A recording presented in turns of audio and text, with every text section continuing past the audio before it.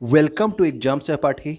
आज के इस वीडियो में हम लोग अपना इन्वायरमेंट का प्रैक्टिस सीरीज 2 करेंगे और इसमें हम लोग जूनियर शिक्षक भर्ती के लिए आपका जो पेपर 1 है 50 मार्क्स का, उसके जो आपके टॉपिक्स दिए हैं जैव विविधता और जलवायु परिवर्तन, इससे जो है महत्वपूर्ण प्रश्नों को सॉल्व करेंगे। तो आइए स्टार्ट करते हैं। पहला वाला वीडियो अगर आपने नहीं देखा है तो आप उसको देख सकते हैं, उसमें भी आपको पर्यावरण और पारिस्थितिकी से क्वेश्चंस कराए गए हैं। तो पहला क्वेश्चन है कि जैव विविधता का क्या अर्थ है। विभिन्न प्रजाति के पादप और वनस्पतियों को जैव विविधता कहेंगे, या फिर विभिन्न प्रजाति के केवल जंतु को कहेंगे, या फिर जो है एक निर्धारित क्षेत्र में विभिन्न प्रजाति के पादप और जंतु दोनों को, या फिर विभिन्न प्रजाति के विदेशी पादप और जंतु। तो विदेशी पादप और जंतु नहीं, आपके केवल जंतु ये भी नहीं, केवल वनस्पति ये भी नहीं। तो आपके एक निर्धारित क्षेत्र में विभिन्न प्रजातियों के जो आपके पौधे पाए जाते हैं और जो आपके जंतु पाए जाते हैं, एक साथ निवास करते हैं, वो आपका क्षेत्र होता है जैव विविधता का क्षेत्र। ठीक है ना। तो इसका जो ऑप्शन हो गया ये ऑप्शन नंबर सी हो गया। तो याद रखिए कि जैव विविधता एक ऐसा पारिस्थितिकी क्षेत्र है जहाँ पर विभिन्न प्रकार के पेड़ पौधे और जीव जंतु, ठीक है ना, पौधे और जंतु दोनों का अलग अलग प्रजातियों के पाए जाते हैं एक साथ, वो होता है आपका जैव विविधता। ठीक है, तो ये आप ध्यान रखना। क्वेश्चन नंबर 2 में आते हैं। भारत जैव विविधता पुरस्कार 2021 से किसे सम्मानित किया गया। तो ये जो है जैव विविधता पुरस्कार दिया जाता है, तो ये आपका भारत जैव विविधता पुरस्कार 2021 के बारे में पूछा जा रहा है। साजी एनएम को, नुक्लू फोम को, सस्मिता लेंका को, या फिर विद्युत मोहन को। तो जो आपका भारत जैव विविधता पुरस्कार 2021 था, ये प्रस्तुत किया गया था किसको, साजी एनएम को। नुक्लू फोम को दिया गया था ग्रीन आस्कर यानी कि व्हिटली अवार्ड। सस्मिता लेंका को जो है पर्यावरण प्रवर्तन पुरस्कार दिया गया पेंगोलिन संरक्षण के लिए। और विद्युत मोहन को दिया गया था आपका यंग, जो है यंग करके कोई अवार्ड था इनका, ठीक है, ये young champion of the Earth. ठीक, young champion of the Earth किसको दिया गया था, विद्युत मोहन को। तो ये इस साल के जो है पर्यावरण संबंधित कुछ महत्वपूर्ण अवार्ड थे। ठीक, तो देखें यहाँ पे साजी एनएम को जो है ये पालतू प्रजातियों के संरक्षण की व्यक्तिगत श्रेणी में भारत जैव विविधता पुरस्कार 2021 से सम्मानित किया गया। ठीक है, तो भारत जैव विविधता पुरस्कार 2021 किसको मिला है, साजी एनएम को। किसके लिए मिला, पालतू प्रजातियों के संरक्षण के लिए। तो ये आप याद रखना। और इनको जो है केरल का ट्यूबर मैन कहा जाता है। ठीक, तो क्या बोला जाता है, केरल का ट्यूबर मैन। ठीक, तो ट्यूबर मैन कौन है, ये हैं आपके साजी एनएम। ओके, नेक्स्ट है आपका क्वेश्चन नंबर 3 में आते हैं। संयुक्त राष्ट्र के द्वारा किस दशक को जैव विविधता दशक घोषित किया गया। 91 से 2000, 2001 से 2010, 2011 से 20, या फिर 2021 से 2030। तो इसका जो सही आंसर हो गया वो हो गया आपका 2011 से 20 को जो है क्या घोषित किया गया, संयुक्त राष्ट्र का जैव विविधता दशक। ठीक है, तब 2011 से 20 और दशक होता है आपका 10 वर्षों के लिए, ये तो आपको पता ही होगा। ठीक है, तो संयुक्त राष्ट्र संघ में 2011 से 20 को जैव विविधता दशक घोषित किया गया था। ओके, क्वेश्चन नंबर 4 है कि सर्वाधिक जैव विविधता कहाँ पे पाई जाती है। तो ये आपको बताना है शीतोष्ण वाले क्षेत्र में, या फिर उष्ण कटिबंधीय वर्षा वनों में, या फिर आपके शीतोष्ण घास प्रदेश में, या फिर सवाना प्रदेश में। तो जो आपके उष्ण कटिबंधीय वर्षा वन होते हैं, यहाँ पे आपकी सर्वाधिक जैव विविधता पाई जाती है। और ये आपके कहाँ पे पाए जाते हैं, भूमध्य रेखीय प्रदेशों में। ठीक है ना, 10 डिग्री नॉर्थ से 10 डिग्री साउथ के बीच में यहाँ पे जो है आपको क्या पाए जाते हैं, उष्ण कटिबंधीय सदाबहार वन यहाँ पे आपको मिल जाएंगे। और इन्हीं क्षेत्रों में सर्वाधिक जैव विविधता भी पाई जाएगी। ठीक है, तो जो आपके उष्ण कटिबंधीय वर्षा वन होते हैं ये भूमध्य रेखा के आसपास विस्तृत होते हैं, यहाँ पर सर्वाधिक जैव विविधता पाई जाती है। तो अगला है आपका, भारत का प्रथम national centre for marine biodiversity किस शहर में स्थापित किया गया है। तो ये भारत का पहला था आपका national centre for marine biodiversity. Marine क्यों होता है, मरीन जो होता है ये समुद्री जो जीव जंतु होते हैं उनके लिए जो है स्थापित होता है। ठीक है ना, तो मरीन बायोडाइवर्सिटी जो है किस शहर में स्थापित किया गया, जामनगर में, मुंबई में, चेन्नई में, या फिर पुदुचेरी में। तो ये आपके है गुजरात जामनगर में। ठीक है ना, तो गुजरात जामनगर में आपका मरीन बायोडाइवर्सिटी जो है सेंटर है किसका, जो है भारत का पहला। ओके, और जामनगर गुजरात राज्य में है, ये आपको पता होना चाहिए। क्वेश्चन नंबर 6 में आते हैं हम लोग। निम्नलिखित में से सर्वाधिक जैव विविधता वाली घाटी पूछा जाए। तो ये जो आपको 4 घाटियाँ दी हैं, इनमें सबसे ज़्यादा जैव विविधता किस घाटी में पाई जाती है, साइलेंट वैली में, या फिर कश्मीर घाटी में, या फिर सुरमा घाटी, या फिर फूलों की घाटी। तो फूलों की घाटी आपके कहाँ है, तो ये आपके उत्तराखंड में है। तो याद रखिए इसका जो सही आंसर हो गया वो हो गया आपका शांत घाटी। ठीक है, तो शांत घाटी यानी कि आपका साइलेंट वैली जो है ये आपके कहाँ पे है, तो ये आपको पता होना चाहिए, ये आपके केरल में है, ठीक है ना। ये बहुत बार क्वेश्चन ये पूछा जाता है, तो याद रखना कि भारत में जो सर्वाधिक जैव विविधता वाली घाटी आपकी है वो है आपकी शांत घाटी, या फिर इसी को साइलेंट वैली बोला जाता है, और ये आपके केरल राज्य में स्थित है। अगला क्वेश्चन है, भूमध्य से ध्रुवों की ओर जाने पर जैव विविधता में क्या होगा, वो बढ़ेगी या फिर घटेगी या फिर समान रहेगी, या पहले बढ़ेगी फिर घटेगी। तो देखिए जैव विविधता के बारे में अभी आपने देखा कि जैव विविधता सबसे ज़्यादा कहाँ पे पाई जाती है, तो जैव विविधता पाई जाती है भूमध्य रेखीय क्षेत्रों में, यानी कि आपका ये 0 डिग्री हो गया भूमध्य रेखीय क्षेत्र। तो इन जगहों पे जो है जैव विविधता सबसे अधिक पाई जाती है। आपसे पूछा जा रहा है कि ध्रुवों से भूमध्य रेखा की ओर, तो ध्रुव आपको पता है ये आपके नॉर्थ पोल, ठीक है, ये आपका नॉर्थ पोल, ये आपका साउथ पोल है। तो जब भूमध्य रेखा से ध्रुव की ओर जाओगे तो सबसे ज़्यादा तो यहाँ पे है, ठीक। तो आपका ध्रुवों से भूमध्य रेखा जाना, यानी कि इधर से आपको इधर आना है, तो आपका क्या होगा, बढ़ेगा, ठीक है ना। तो इसका जो सही आंसर हो गया वो क्या हो गया, बढ़ेगा। लेकिन अगर आपसे पूछा जाता है कि एक ध्रुव से दूसरे ध्रुव के बीच में जाने पर, यानी कि नॉर्थ से साउथ अगर जा रहे हो तब क्या होगा, तब ये होगा कि पहले तो आप नॉर्थ से यहाँ तक आओगे, ठीक है, यहाँ तक, तो पहले तो बढ़ेगा, फिर उसके बाद फिर यहाँ से जब इधर जाने लगोगे तो फिर घटेगा। तो उसका आंसर ये वाला हो जाएगा, अगर आपका एक ध्रुव से दूसरे ध्रुव के बीच में पूछा जाएगा जैव विविधता पे क्या असर पड़ेगा तब। लेकिन इस प्रश्न का जो आंसर है वो है आपका ध्रुवों से भूमध्य रेखा, यानी कि यहाँ से केवल यहाँ तक जब आ रहे हो आप तो ये बढ़ती है, ठीक है। लेकिन अब आप इधर से इधर जाओगे तो क्या होगा, घटेगी। समझ में आ गया होगा, ठीक है। नेक्स्ट है आपका क्वेश्चन नंबर 8 में क्या है, भारत में कौन सा क्षेत्र जैव विविधता का हॉटस्पॉट है। तो कौन सा क्षेत्र आपका जैव विविधता का हॉटस्पॉट है भारत में, सुंदरवन है, गंगा का मैदान, पश्चिमी घाट या फिर पूर्वी घाट। तो इसमें जो सही आंसर हो गया ये आपका हो गया पश्चिमी घाट, ठीक है ना। तो यहाँ पे देखिए कौन कौन से हॉटस्पॉट क्षेत्र हैं, यहाँ पे मैंने लिखे हुए हैं, ये आप ध्यान से याद रख लीजिएगा, ठीक है। आपको कोई भी एक जो है हॉटस्पॉट क्षेत्र आपसे पूछ लिया जाएगा, क्योंकि आपके टॉपिक में जैव विविधता दिया है तो हॉटस्पॉट से क्वेश्चन आना तय है।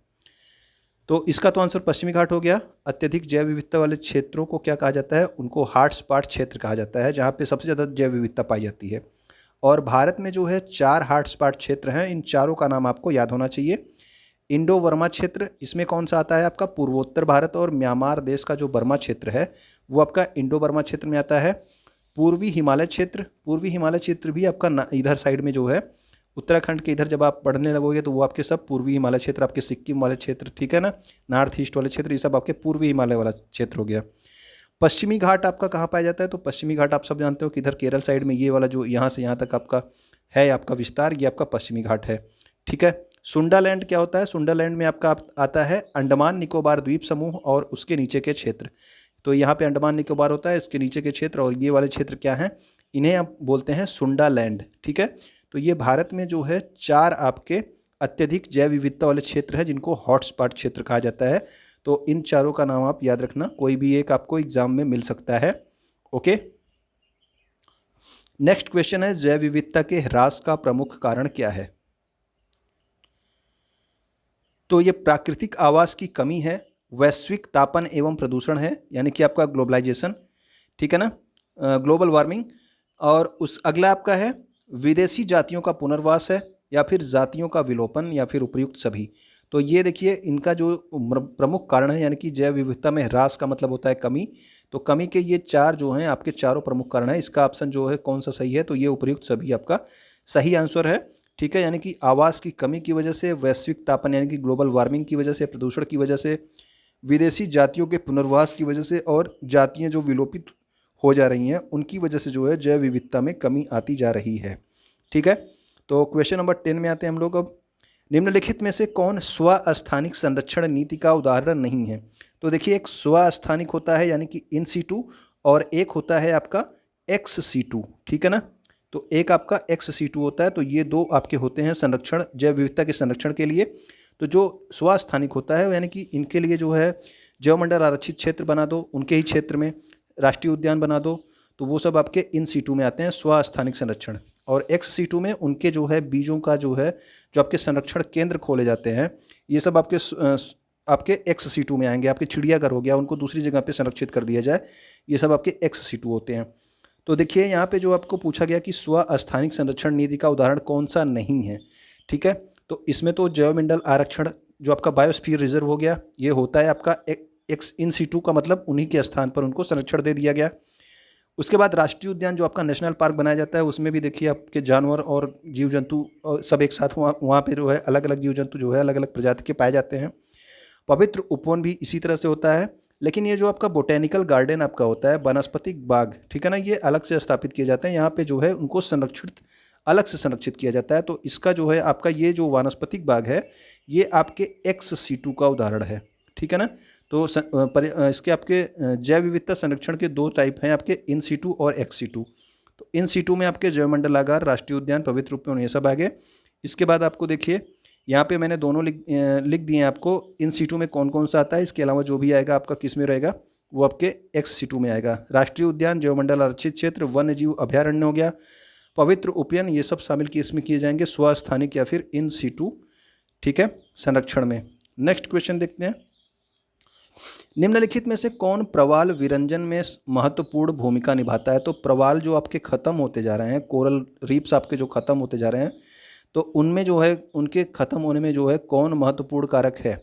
प्रवाल शैलों का खनन, प्रवाल रोगों का फैलना, सागरीय जल में अवसादों का जमाव, या फिर ग्लोबल वार्मिंग। तो इसका जो मुख्य कारण है, जो सबसे महत्वपूर्ण कारक है आपका सर्वाधिक महत्वपूर्ण कारक पूछा जा रहा है, तो वो आपका क्या हो जाएगा, वैश्विक ऊष्मन, ठीक है। वैश्विक ऊष्मन की वजह से क्या हो रहा है कि समुद्री जल का भी तापमान बढ़ रहा है, और इसी वजह से जो आपके प्रवाल्स हैं ये क्या होते जा रहे हैं, ये प्रवाल आपके खत्म होते जा रहे हैं, ठीक है। तो इनके कारणों में देखिए क्या क्या हैं, प्रवाल विरंजन, समुद्री तापमान और अम्लता में वृद्धि की वजह से, वैश्विक ऊष्मन यानी कि ग्लोबल वार्मिंग की वजह से, और पर्यावरण दबाव के कारण जो है इनमें कमी आती जा रही है, ठीक है। क्वेश्चन नंबर 12 है आपका रेड डाटा बुक। तो इसकी एक संस्था जो इसको प्रकाशित करती है वो इंपॉर्टेंट है, आप याद रखना।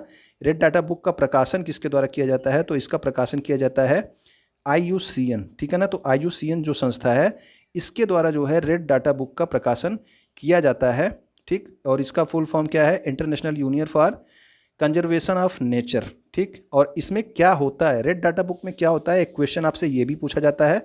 तो जो रेड डाटा बुक होता है, इसमें विलुप्त होने वाली प्रजातियों की सूची होती है, यानी कि जो प्रजातियां विलुप्त होने के कगार पे हैं या विलुप्त हो चुकी हैं, उनकी सूची कहाँ पे मिलेगी आपको, वो आपके जो है रेड डाटा बुक में मिलेगी। और रेड डाटा बुक को कौन प्रकाशित करता है, वो प्रकाशित करता है आपका IUCN, ठीक है, international union for conservation of nature. Question number 13 है, भारत में जैव विविधता अधिनियम किस वर्ष पारित हुआ। तो जैव विविधता अधिनियम है, ये याद रखना, इंपॉर्टेंट है। 2000 में, 2002 में, 2006 में, या फिर 2010 में। तो इसका जो सही आंसर हो गया ये आपका है 2002 में। तो भारत में जैव विविधता अधिनियम जो है पारित किया गया 2002 में। भारतीय संसद द्वारा जैव विविधता अधिनियम 11 दिसंबर 2002 को पारित किया गया, और इसे कार्यान्वित करने के लिए, लग रहा है इसको मैंने पूरा नहीं किया, ठीक है, लेकिन आप ये याद रखना कि ये जो है आपका अधिनियम जो है कब पारित हुआ था, तो ये पारित हुआ था आपका 2002 में, ठीक है ना। क्वेश्चन नंबर 14 आपका है क्या करने के लिए, नवंबर 2021 में जलवायु परिवर्तन सम्मेलन कहाँ आयोजित किया जाएगा, ठीक। तो ये आपका इस साल 2021 में आयोजित किया जाएगा। तो करंट अफेयर्स का ये इंपॉर्टेंट क्वेश्चन बन सकता है। और कभी भी जो है पर्यावरण में ये आपका कोप वाला जो सम्मेलन होता है, ये हमेशा से इंपॉर्टेंट होता है, छोटे से लेके बड़े एग्जाम में ये पूछा जाता है, क्योंकि ये आपका जलवायु परिवर्तन से संबंधित सम्मेलन होता है। तो कोप 26 का आयोजन कहाँ किया जाएगा, मैड्रिड स्पेन में, ग्लासगो स्विट्जरलैंड में, कार्नवाल इंग्लैंड में, या फिर रोम इटली में। तो याद रखना ये कोप 26 है, और ये इस जो है किया जाएगा आपका ग्लासगो स्विट्जरलैंड में, ठीक है ना। तो कोप 26 ग्लासगो स्विट्जरलैंड में, याद रखना नवंबर 2021 में इसका आयोजन किया जाएगा। अभी तक इसका किया नहीं गया है, तो इसको नवंबर में होना है। तो जलवायु परिवर्तन का सम्मेलन है ये, कोप 26वें नंबर का है, याद रखना। नवंबर 2021 में कहाँ पे होगा, ग्लासगो कहाँ पे है, स्विट्जरलैंड में। क्वेश्चन नंबर 15 है, जलवायु परिवर्तन पर संयुक्त राष्ट्र संघ का कन्वेंशन ढांचा जो है किससे संबंधित है। तो जलवायु परिवर्तन पर संयुक्त राष्ट्र संघ का कन्वेंशन ढांचा किससे संबंधित है, जीवाश्म ईंधन के उपयोग में कमी करने के लिए, या फिर कार्बन डाइऑक्साइड के उत्सर्जन में कमी करने के लिए, यूरेनियम के उत्पादन में कमी करने के लिए, या फिर ग्रीन हाउस गैसों में कमी करने के लिए। तो इसका जो सही आंसर हो गया वो हो गया आपका ग्रीन हाउस गैसों में कमी करने के लिए, ठीक है। तो जो आपका जलवायु परिवर्तन पर संयुक्त राष्ट्र संघ का कन्वेंशन ढांचा है, ये आपके ग्रीन हाउस गैस जो आपके निकलते हैं, ठीक है, जलवाष्प, कार्बन डाइऑक्साइड, मीथेन, ये सारी जो आपकी गैसें हैं, ग्रीन हाउस गैसें, इनके उत्सर्जन में कमी लाने के लिए आपको ये आपका संयुक्त राष्ट्र का कन्वेंशन ढांचा जो है संबंधित है आपके, ठीक है। क्वेश्चन नंबर 16 में आते हैं, निम्नलिखित में से जलवायु परिवर्तन से संबंधित है। तो जलवायु परिवर्तन से कौन सा जो है आपका संबंधित है, ये आपको बताना है। क्योटो प्रोटोकॉल, मॉन्ट्रियल प्रोटोकॉल, पृथ्वी सम्मेलन या फिर रामसर सम्मेलन। तो रामसर सम्मेलन तो आपका वेटलैंड से है। पृथ्वी सम्मेलन आपका कब हुआ था, 1992 में, ठीक है ना। इसको आपका रियो में शायद हुआ था ये 1992 में, ठीक है। और ये आपका मॉन्ट्रियल प्रोटोकॉल 1987 में हुआ था। ये जो है आपके ओजोन परत से संबंधित है। क्योटो प्रोटोकॉल जो है ये आपका जलवायु परिवर्तन से संबंधित है। तो इसका जो पहला ऑप्शन है वो आपका सही है, और ये हुआ था 1997 में, ठीक है। तो क्योटो प्रोटोकॉल जो था ये आपके जलवायु परिवर्तन से संबंधित है। ये हुआ कब था, 1997 में। और ये इसका आयोजन कहाँ हुआ था, तो जापान के क्योटो शहर में इसको आयोजित किया गया था। इसमें जलवायु परिवर्तन और ग्लोबल वार्मिंग से बचाव की बात कही गई। क्योटो प्रोटोकॉल 2005 से प्रभावी हुआ। ये भी उतना ही इंपॉर्टेंट क्वेश्चन है जितना कि ये कब हुआ था। तो क्योटो प्रोटोकॉल 1997 हुआ था। और क्योटो प्रोटोकॉल कब से प्रभावी हुआ, तो प्रभावी हुआ ये 2005 से, याद रखना 2005 से, ओके। क्वेश्चन नंबर 17 है कि भारत में जलवायु परिवर्तन पर प्रथम राष्ट्रीय कार्य योजना कब प्रकाशित हुई, ठीक है। तो ये आपका जलवायु परिवर्तन पर प्रथम राष्ट्रीय कार्य योजना की बात की जा रही है। तो ये हुई थी आपकी 2008 में, ठीक है। तो ये आप याद रखना कि जलवायु परिवर्तन पर जो भारत में प्रथम राष्ट्रीय कार्य योजना प्रकाशित हुई, ये हुई थी 2008 में। और ये उस समय जो है कौन प्रधानमंत्री थे, तो प्रधानमंत्री थे हमारे मनमोहन सिंह जी, ठीक है ना। जलवायु परिवर्तन पर यह भारत की प्रथम राष्ट्रीय कार्य योजना जारी की गई थी 2008 ईस्वी में, ठीक। नेक्स्ट क्वेश्चन है आपका, जलवायु परिवर्तन का कारण क्या है। तो जलवायु परिवर्तन का कारण क्या है, ग्रीन हाउस गैस की वजह से जलवायु परिवर्तन हो रहा है, या फिर ओजोन परत के क्षरण से जलवायु परिवर्तन हो रहा है, या फिर प्रदूषण की वजह से, या फिर इन सभी की वजह से। तो दो आपका जलवायु परिवर्तन का जो कारण है ये आपका तीनों है, ठीक है ना। ग्रीन हाउस गैस और प्रदूषण की वजह से प्रत्यक्ष रूप से हो रहा है, और आपका ओजोन परत की वजह से अप्रत्यक्ष रूप से ये आपका जलवायु जो है परिवर्तन हो रहा है, ठीक है ना। तो ये आप याद रखना, जलवायु परिवर्तन के लिए ग्रीन हाउस गैसें और प्रदूषण प्रत्यक्ष रूप से, जबकि ओजोन परत क्षरण अप्रत्यक्ष रूप से जिम्मेदार है, ओके। क्वेश्चन नंबर 19 में आते हैं, भूमंडलीय तापन का क्या कारण है, यानी कि ग्लोबल वार्मिंग का आपका क्या कारण है, ये आपको बताना है।